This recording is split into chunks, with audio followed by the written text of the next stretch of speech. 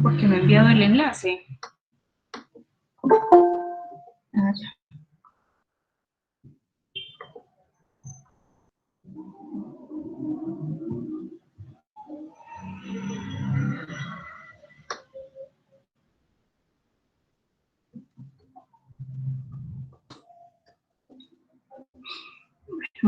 Vamos a iniciar haciendo como un recorderis de lo que habíamos visto hace 15 días, así.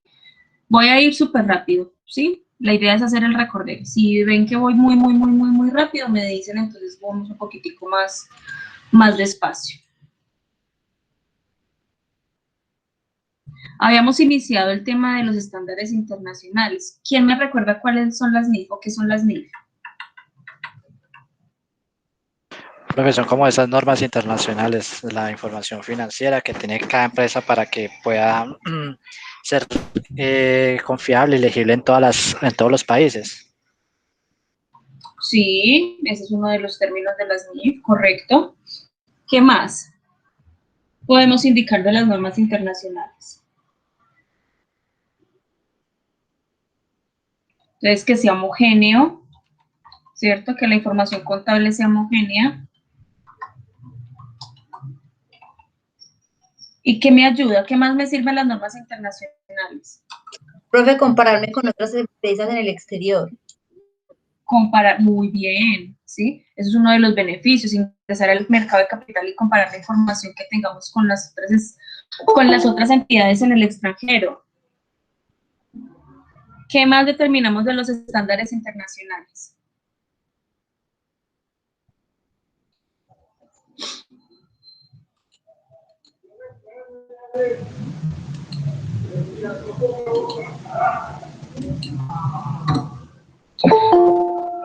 Un mismo lenguaje financiero. Exacto, muy bien, Sandra, un mismo lenguaje financiero, ¿sí? Entonces tengamos en cuenta que me sirven para poder revelar información de los hechos económicos que yo tengo durante un periodo determinado dentro de la empresa, ¿sí? Esos son los estándares internacionales, un conjunto de normas que pueden ser homogéneas, que presentan cualquier beneficio económico para la misma entidad y para la toma de decisiones. También estábamos hablando que uno de los beneficios de los estándares internacionales aplicados en el país es que podemos acceder al mercado de capital, ¿sí? Y ese mercado de capital tiene que ser extranjero o nacional. ¿A qué mercado de capital nos referimos en ese punto?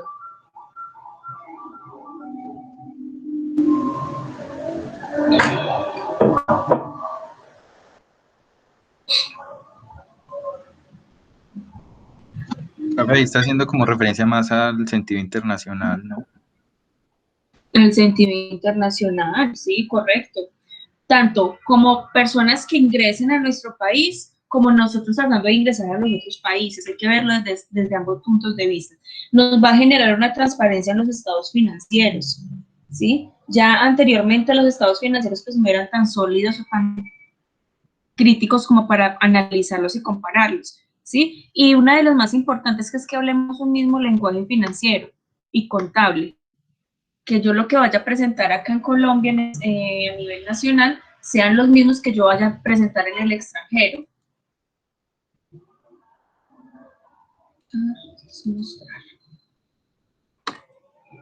Bueno, acá estábamos viendo los acrónimos de las NIF, ¿sí? Recordemos que iniciaron en 1973 con el IASI, con el Comité de Normas Internacionales. Ellos emitieron 41 NIF y en el 2001 dejaron de ser IASI a ser IASBI. Y ya ellos se han encargado de emitir las famosas normas internacionales de información financiera. Estuvimos hablando también de los contenidos de los marcos conceptuales y de las normas internacionales aplicables en Colombia.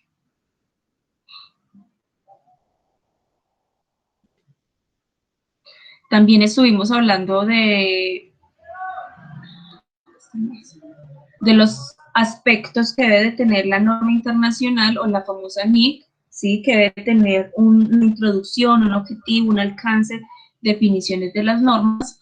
Y también estuvimos hablando de la convergencia. ¿Qué significa la convergencia?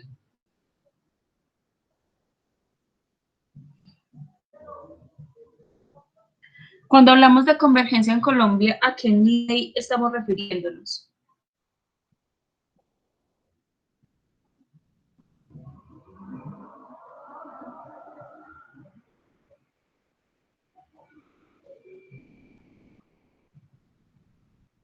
A la ley 1314, chicos. ¿Sí? ¿Y cuál es el objetivo de la ley 1314?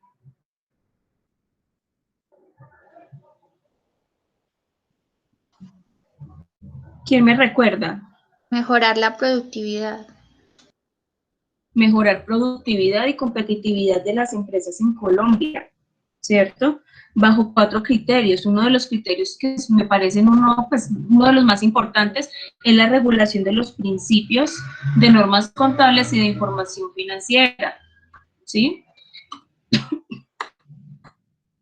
También estábamos hablando de que el objetivo de la ley 1314, como veníamos diciendo, es expedir normas de información contable y de aseguramiento de la información con el fin de ¿qué? De que la información que se esté presentando sea conforme y homogénea y comprensible y de forzosa observancia, mediante informes establecidos o estados financieros que sean comprensibles, que sean transparentes y que sean confiables. Siempre vamos a trabajar bajo esos criterios de objetividad con respecto a la ley 1314 o a la información financiera que estamos aplicando acá. También decíamos mucho que la empresa tenía que trabajar con unos principios constitucionales que es equidad, reciprocidad y conveniencia nacional, ¿sí? Hablamos también de un ámbito de aplicación que aplica a todas las personas naturales y jurídicas, con el fin de ¿qué? De que puedan tener esa aplicación de los estándares internacionales y puedan ingresar al mercado de capital, ¿vale?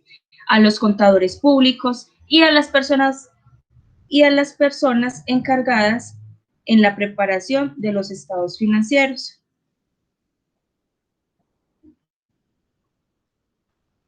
¿Sí? Básicamente, pues es eso. Y a los funcionarios. Estábamos hablando también de unos conceptos básicos o que las normas entienden como, o que las normas se entienden bajo unos conceptos y normas de información financiera, entre otras importantes. Una para mí de las más importantes de todos estos principios y de normas técnicas vienen siendo los postulados y los conceptos. Y recordemos que estos conceptos van generados por el Consejo Técnico de Contaduría Pública. ¿Sí? Las normas o la información financiera que está basada bajo la ley 1314 va a permitir unos conceptos básicos de la contabilidad, ¿sí? Que se permiten medir, analizar, identificar, reconocer todas las operaciones del hecho económico que se haya presentado en la empresa con el fin de que sea clara, comprensible y pueda tomarse las decisiones de acuerdo a las necesidades.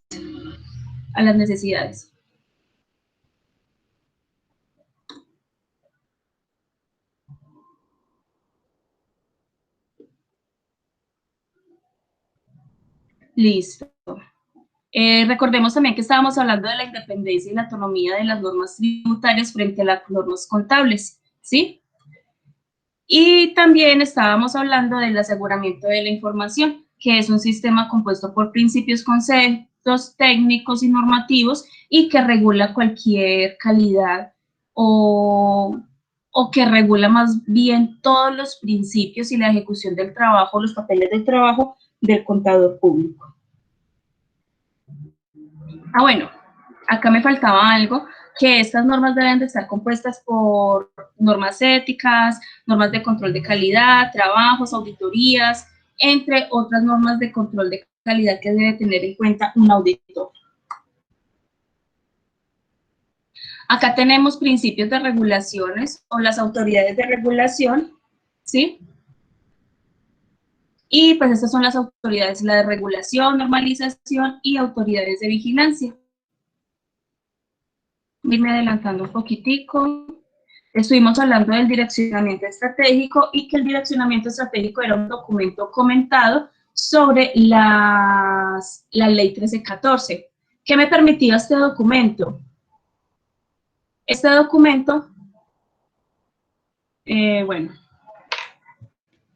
este documento básicamente me muestra todos los conceptos básicos de la contabilidad y pues básicamente la ley 1314, de una manera más comentada y más precisa.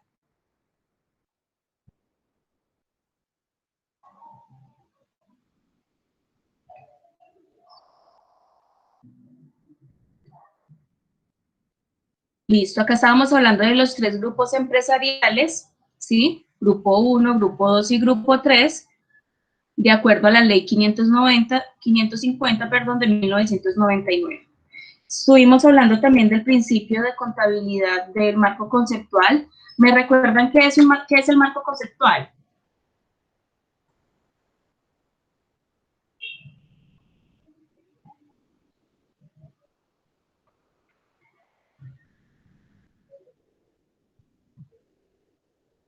¿Quién me recuerda? Profe, el marco conceptual es el documento que incluye pues como las guías para todo lo que va dentro del el cambio a las IFRS, que recuerdo leer algo así. Específicamente, ¿qué Exacto. documento es? Exacto. Ese viene siendo el marco conceptual, un documento que nos permite identificar los procesos y todo concepto que se requiera bajo los estándares internacionales. ¿Sí? ¿Qué más tenemos del marco conceptual?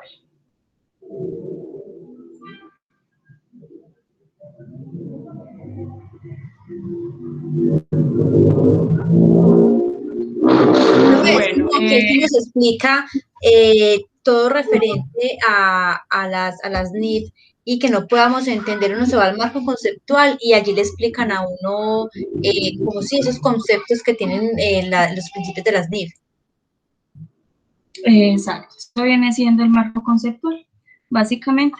Me voy a ir a los conceptos que requerimos necesariamente para tener en cuenta el marco conceptual. Tenemos el valor y propósito normativo, ¿sí? Tenemos este que me interesa mucho, que son ayudar a los organismos nacionales. Bueno, acá estamos hablando como si fuéramos marco conceptual y a quién vamos a ayudar. Siempre el marco conceptual va a ayudar a esos organismos nacionales para la emisión de futuras normas nacionales. ¿A qué nos referimos eso con esas normas nacionales, chicos? Resulta y acontece que el grupo 3 de las NIF para pymes, ¿qué pasa con ese grupo 3? Tiene sus propias normas, pero basadas en las normas internacionales. No están basadas en las normas, no están basadas en las normas internacionales, sino que están basadas en las normas locales, pero combinadas con las normas internacionales. ¿Y cómo lograron eso? Lo lograron convertir bajo la ayuda del marco conceptual. ¿Y quién lo hizo? Lo hizo el Consejo Técnico de Contaduría Pública. Y ya, eso es básicamente. Eso Profe, es como lo que más... El marco conceptual Señor. también incluye las definiciones, por ejemplo, de esos términos, por ejemplo, valor razonable, bueno, varios que no recuerdo en este momento. ¿Se consultan ahí adentro o ese es otro documento? Se consultan ahí adentro. Ah, ok. Son unidos. ¿Sí? Igual Sí, ya profe, vamos a llegar a algunos conceptos, no a todos, ¿sí? Pero sí a los más importantes. Pero, por ejemplo, el valor razonable tiene su propia norma internacional. ¿Sí? Hay otros que, por ejemplo, el valor razonable o el valor neto realizable también lo tiene su propia norma internacional. Entonces, depende de la norma también si tiene esas definiciones y cada una cambia de acuerdo a las necesidades de la sección o de las NIF para pymes. Entonces recordemos que el marco conceptual tiene como objetivo ser útil para los usuarios de la información de acuerdo a las necesidades basadas pues a los usos que se realizan a cada concepto. ¿Sí?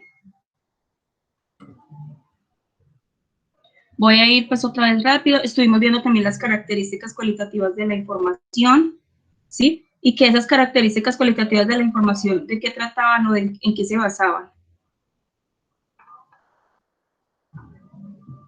¿Sí? Entonces estábamos hablando de la relevancia, que esa relevancia influye en la toma de decisiones, materialidad o importancia relativa, que esa materialidad o importancia relativa es la expresión inadecuada de los procesos contables o que pueda influir en mi toma de decisión. Es muy importante esa partecita en la que yo diga que va a influir en la toma de decisión, chicos. ¿Por qué lo digo que es importante? Pues porque de eso se trata la relevancia o la materialidad o importancia relativa, teniendo en cuenta los diferentes conceptos que nosotros tenemos del ejercicio como tal. ¿Sí?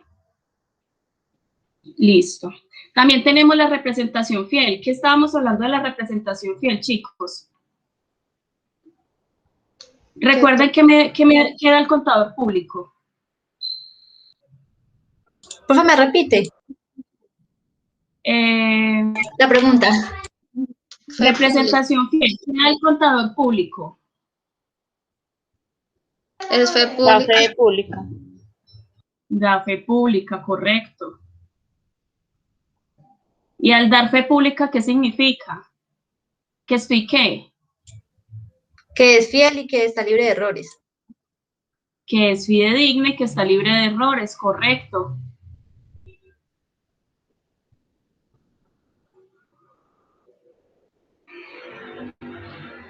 Listo. ¿Qué más podemos ver? Tenemos otras características cualitativas de la información, ¿sí? Que esas características cualitativas de la información, ¿cuáles eran? Eran 4. Comparabilidad, comprensibilidad, objetividad y representación fiel.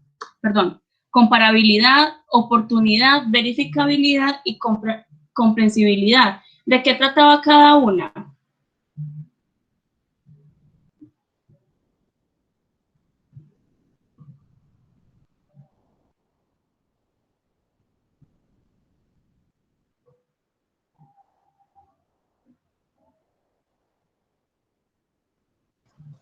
Profe, pues, por ejemplo, la comprensibilidad, recuerdo que hablaba de que la información debe ser entendible a ojos no solamente de personas pues como con el conocimiento técnico, sino a todos los usuarios de la información, sean internos o externos, entonces debe estar presentada como de una forma sencilla. Pues, por ejemplo, la taxonomía de las cuentas nos incluye dentro de los informes, como ese tipo de cosas. Correcto, muy bien, muchas gracias. ¿Quién me colabora con otro concepto? ¿Me da un ejemplo? Profe, por ejemplo, comprensibilidad, pues que la información que se esté entregando sea totalmente clara. Exacto, que toda la información que se está entregando sea completamente clara, señora. La verificabilidad me dice que lo que yo estoy presentando sea verificable con hechos o con transacciones realmente tangibles. Esto, muy bien. Comparabilidad.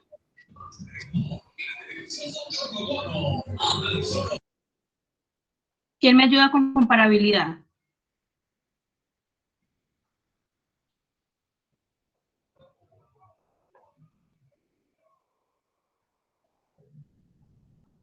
Que yo pueda comparar mis estados, señor.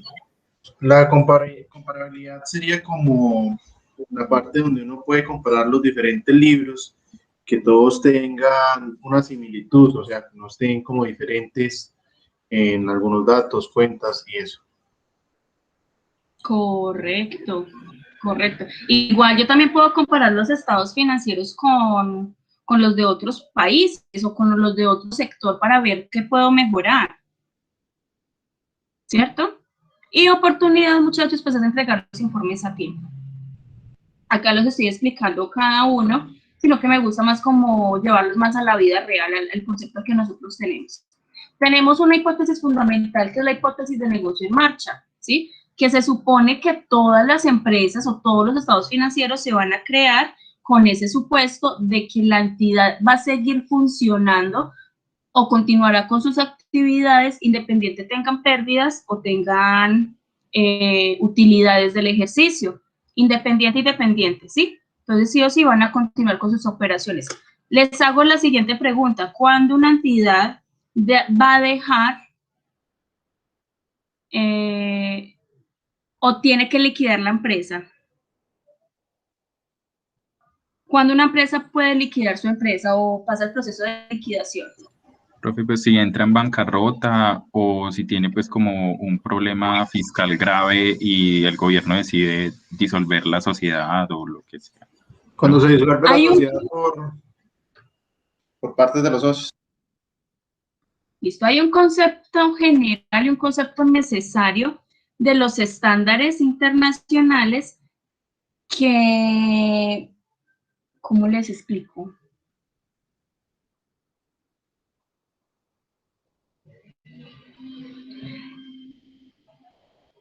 Bajo los estándares colombianos, o sea, y según el Código de Comercio, me dice cuáles son las empresas que después de cierto concepto entran a liquidación.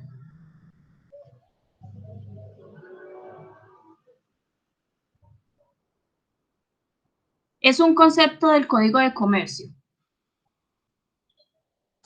Profe, es como, por ejemplo, si en una sociedad dentro de los estatutos está que el accionista mayoritario, digamos, fallece, se disuelva automáticamente la sociedad, como en ese tipo de casos. No necesariamente, Alex. Bueno, les voy a decir, resulta que si la empresa, a ver, resulta que si la empresa durante un año o un periodo determinado tuvo pérdidas, pero esas pérdidas son mayores que el patrimonio que tiene la empresa, eso da para disolución, para liquidación de la empresa, ¿sí? De lo contrario, no hay necesidad de liquidarla. ¿Me hago entender? O sea que las deudas no pueden superar el patrimonio. Otra vez. O sea que las deudas no pueden superar el patrimonio, sino ya entran en ese proceso. Ajá, las deudas no, la pérdida. Si yo tengo pérdidas del ejercicio que exceden más del 50% del patrimonio que yo tengo de la empresa, eso me da para disolver la empresa, liquidar la empresa.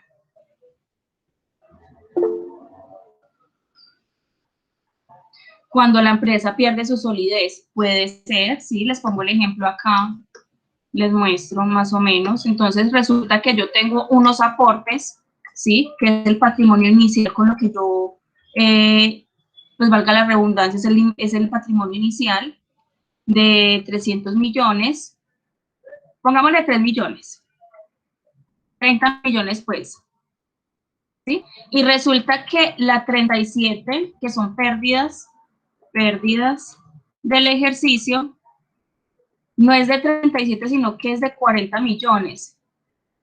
Puede tener una pequeña posibilidad de que continúe con el negocio, ¿sí? Sin embargo, en este caso puede continuar con el negocio, porque la pérdida del ejercicio, ¿cómo es? La pérdida, miren, por ejemplo, la pérdida del ejercicio es del 75% sobre el patrimonio. Entonces, al tener esa pérdida, eso da para disolución de la empresa. ¿Sí? Profe, y por ejemplo, sí señora, y por ejemplo, No sé quién lo regula, yo creería que la DIAN o no sé quién regularía de que efectivamente ellos sí tengan una pérdida, porque pueden manipular los estados financieros. Ahí vamos otra vez al concepto de nosotros, chicos. Nosotros damos, ¿qué? Fe pública. ¿Listo? Con eso ustedes tienen, ya ustedes toman la decisión si quieren continuar con esos pasos, ¿sí? Que no debería, recuerden que ustedes son los que están firmando los estados financieros y están dictaminando si tienen o no tienen pérdida, ¿sí? Y ya pues se miran y se toma esa decisión con respecto al tema, ¿sí? Me hago entender. O sea, eso ya depende mucho del contador con el que estén ustedes. Ah, sí, profe. Y por ejemplo, la entidad que lo regula no dice, ve, mira, yo voy a mirar de que ustedes sí efectivamente puedan entrar a la liquidación, porque pues a ellos les conviene que uno le siga pagando.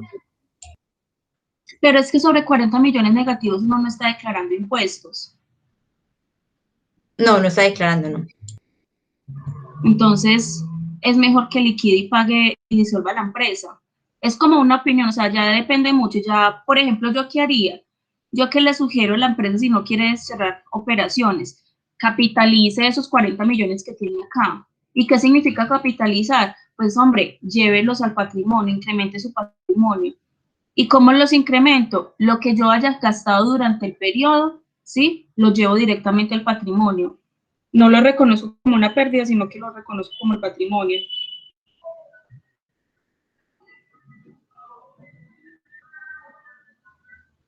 Sería como un salvavidas que le propone al mismo dueño o socio de la empresa, de que use el patrimonio de él. Exacto, sí, señora.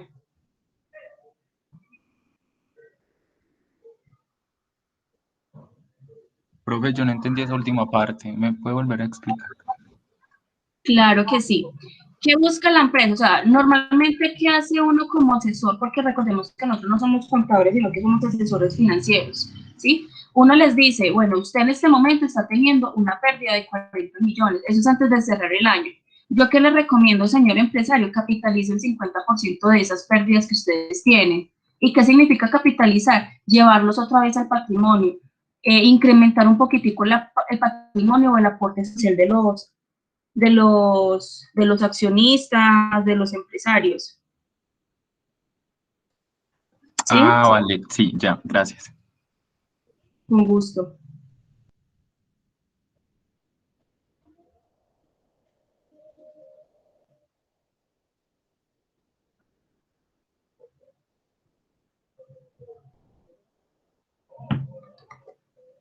Listo, vamos a continuar acá. Estas son las hipótesis fundamentales, ¿vale? Bueno, acá tenemos los estados financieros, que llegamos a los elementos de los estados financieros, el estado de situación financiera, el de desempeño, que es el estado de resultados integral, el de cambios en el patrimonio, el de flujo de efectivo y el de las notas revelatorias. En el estado de situación financiera vamos a tener esos tres elementos, que es activo, pasivo y patrimonio. ¿Qué es un activo? ¿Quién me recuerda?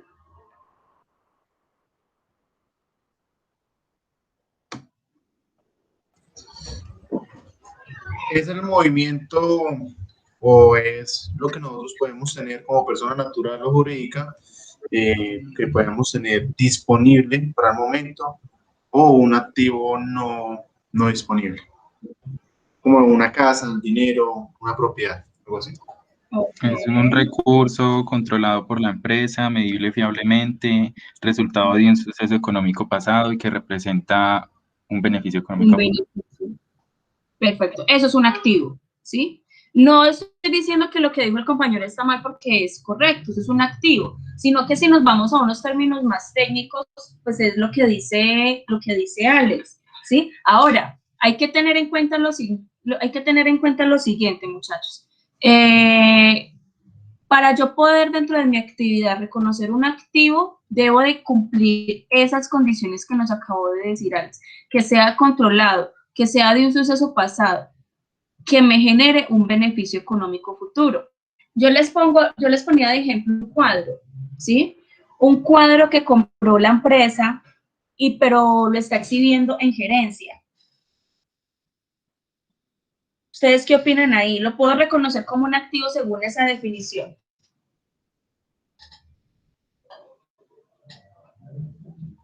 Profe, ¿me repite la pregunta, porfa?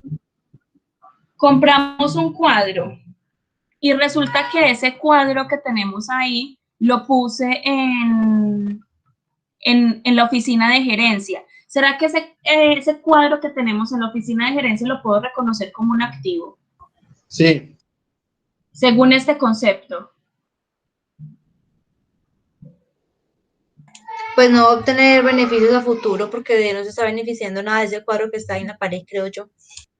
Exacto. Mire que eso es lo importante, tener el concepto claro desde el punto de vista, desde este punto de vista, ¿sí?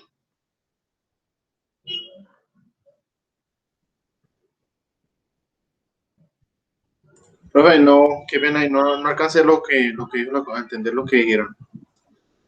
Listo, entonces, vuelvo y pregunto, el cuadro que se compró la empresa y lo está ubicando en gerencia, ¿cumple estas condiciones? ¿Es un recurso controlado? ¿Sí o no?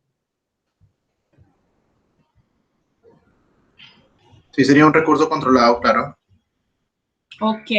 ¿Me genera un beneficio económico futuro? No. Solo si lo conserva para la venta. Depende, si es una obra de arte, puede que sí. Puede que sí. Listo. Bueno, volvamos otra vez.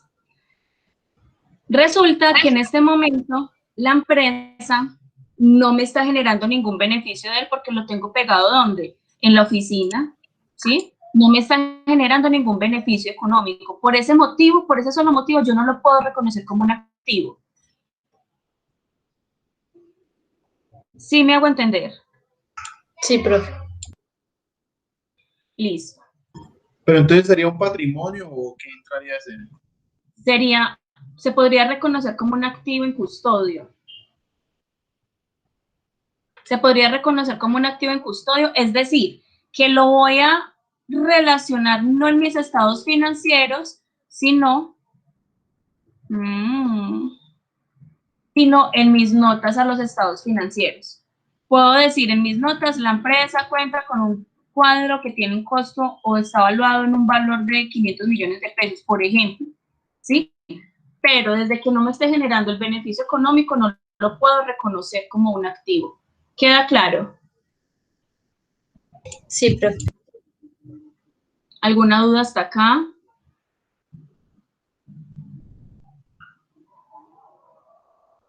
Perfecto. El pasivo es una deuda presente que viene de un suceso pasado y se espera cancelar en un futuro. Y de ella se deben desprender esos recursos económicos, ¿sí? O esos famosos beneficios económicos. ¿Vale? Ejemplo.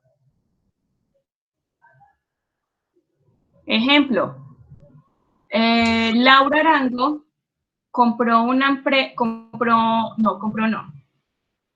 solicitó un préstamo al banco por valor de 500 millones de pesos, ¿sí? Resulta que Laura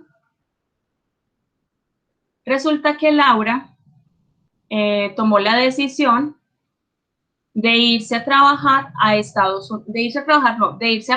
Estados Unidos con esos 500 millones de pesos. A pasear, chicos, ojo. ¿Será que lo puedo reconocer como un activo? Un pasivo, profe. Eso, como un pasivo. No, porque se fue a pasear y no fue a hacer un negocio al extranjero para la empresa. Lo que les decía, desde que me generen, necesito que me genere ese beneficio económico, ¿sí? De lo contrario, no lo puedo reconocer como un pasivo. Ahora, Laura se fue con esa plata para Estados Unidos a estudiar, ¿sí? A capacitarse. ¿Será que lo puedo reconocer como un pasivo?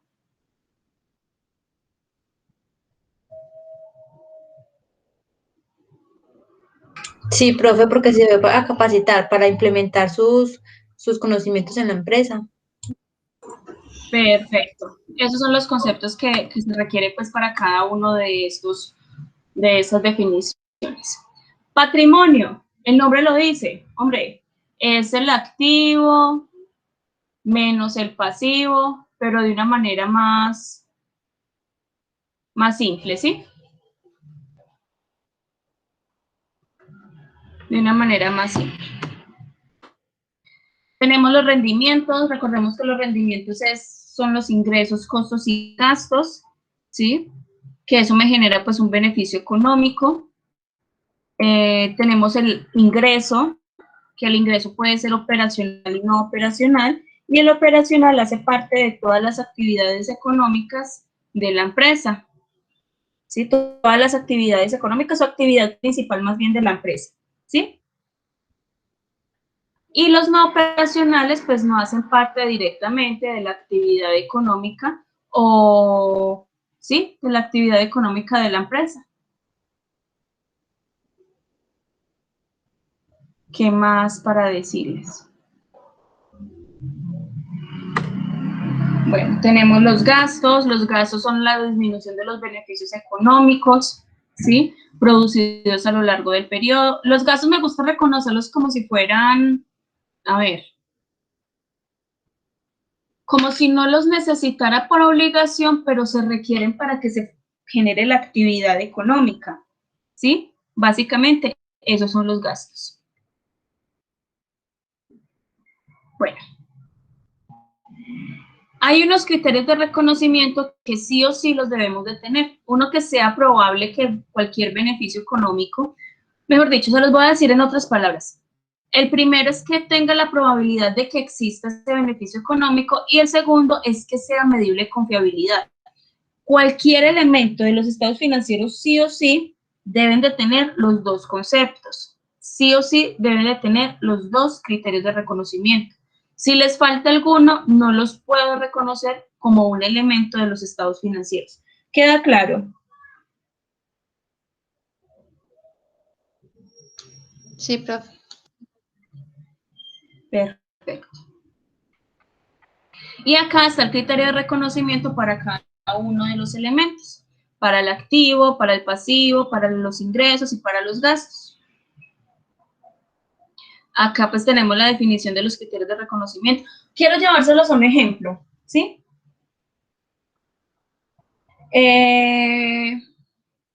Ejemplo. Vámonos con el mismo cuadro. Resulta que ese cuadro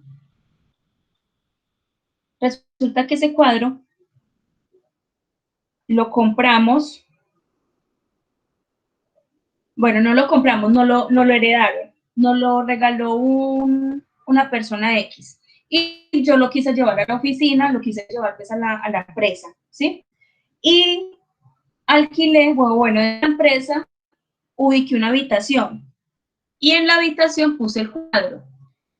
Y en la entrada estoy cobrando 500 pesos para los que quieran ir a ver ese cuadro, porque ese cuadro es exclusivo, ¿sí? La persona que me lo regaló no tenía una factura de compra, mejor dicho, no tengo cómo medir realmente cuánto me cuesta a nivel monetario ese cuadro. Les pregunto yo a ustedes, ¿será que lo puedo reconocer como un activo para la empresa? Según los criterios de reconocimiento, me devuelvo a ellos.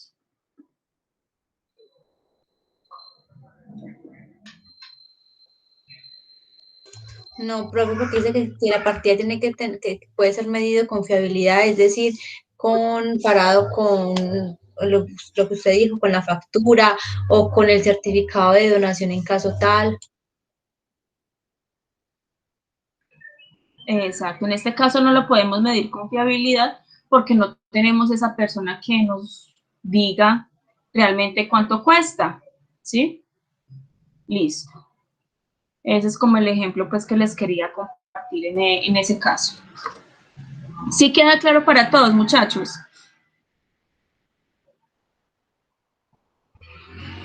Sí, profe. Sí, profe. Sí, profe. Perfecto. Pues acá son las mediciones. Bueno, chicos, son las 4:45. En la plataforma yo ya puse el primer examen, ¿sí?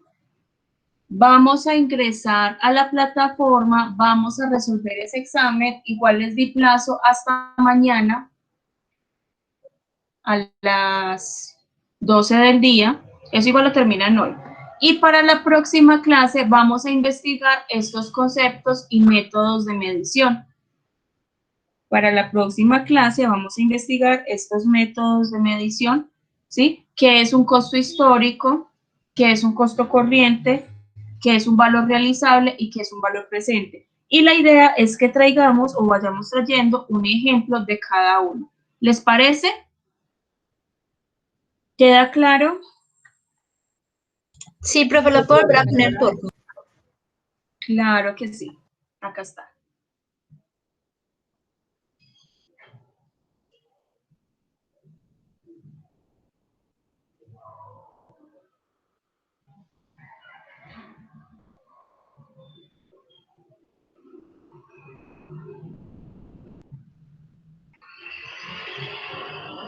¿Tienen alguna duda, alguna inquietud? No, profe, ya, muchas gracias. Listo.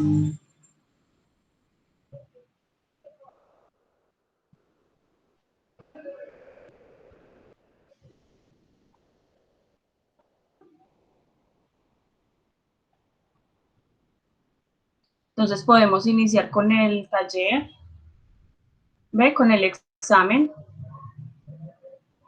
Gracias, profe. con gusto.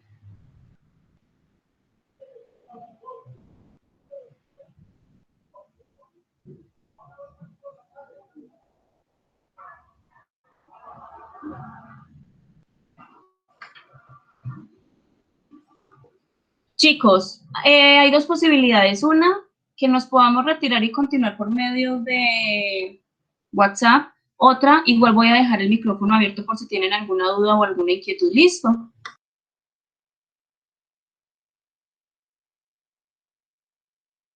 Gracias, profe.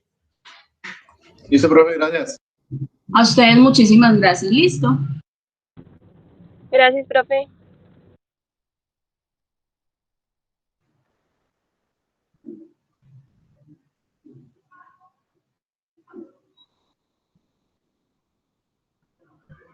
Con gusto, chicos.